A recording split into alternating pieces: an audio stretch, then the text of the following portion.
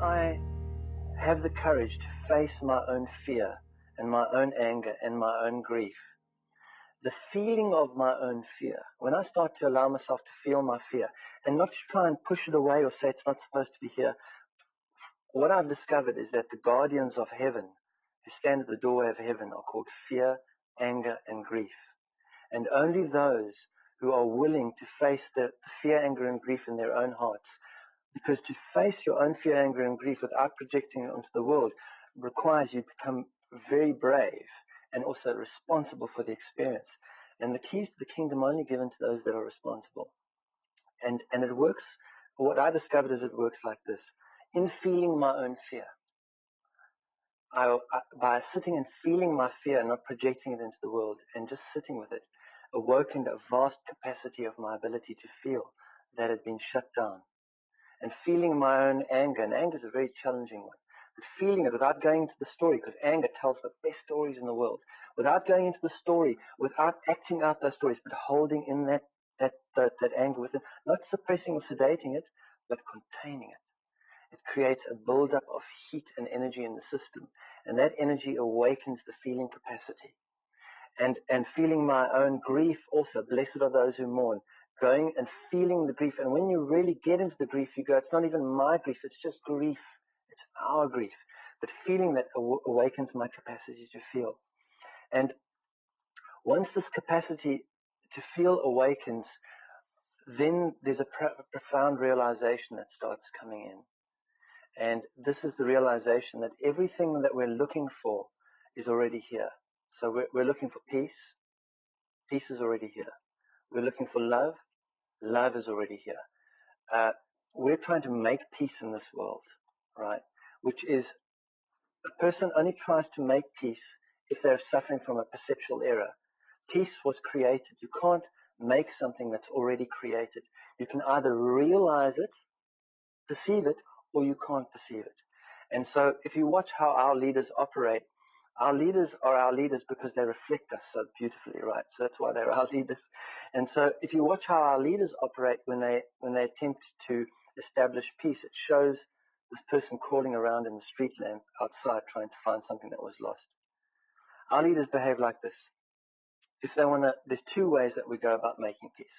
You shut up and you sit still so that I can be at peace.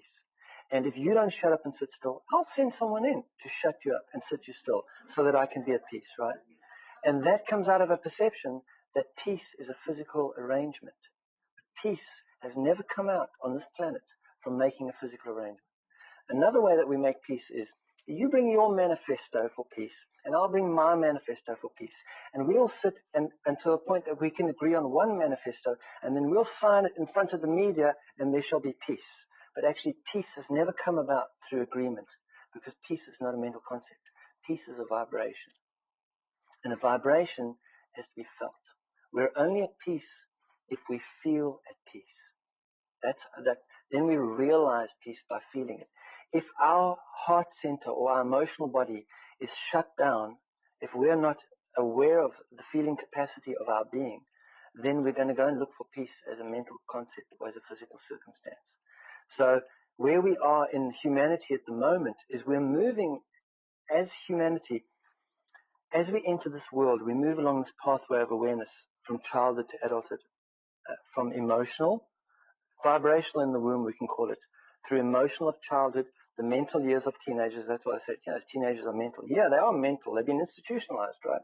And then into the physical experience of the adult. It's from emotional, vibrational, emotional, mental, physical.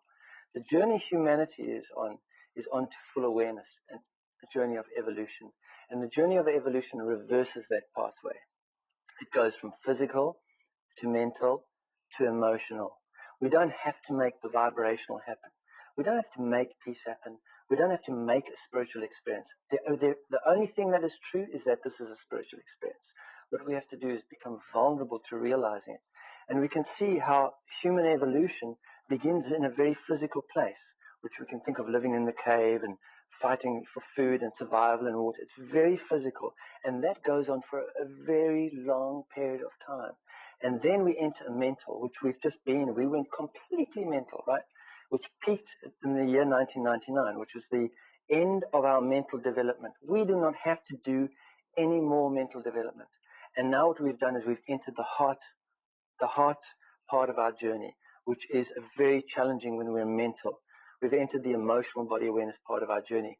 And that was, it began in 1999, but it was activated on a planetary level, because when one goes through the emotional body and cleanses it, one goes from fear to anger to grief. Blessed are those who mourn, and then we awaken from that place. Our felt perception awakens from that place.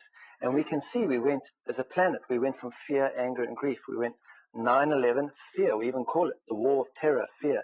And then we went into anger, which is the Iraq war, the Middle East war going on, and then grief, the tsunami. Those three events happened one after the other, and everyone was in those buildings, everyone is in that war, and everyone was hit by that wave. And now the choice is, am I going to process what that has brought up within my emotional being? Or am I going to project it on the world? Am I going to take it out on others? Or am I going to process it? And if I process it, what happens is I move forward in my evolution. I awaken my feeling capacities. I re-enter felt perception.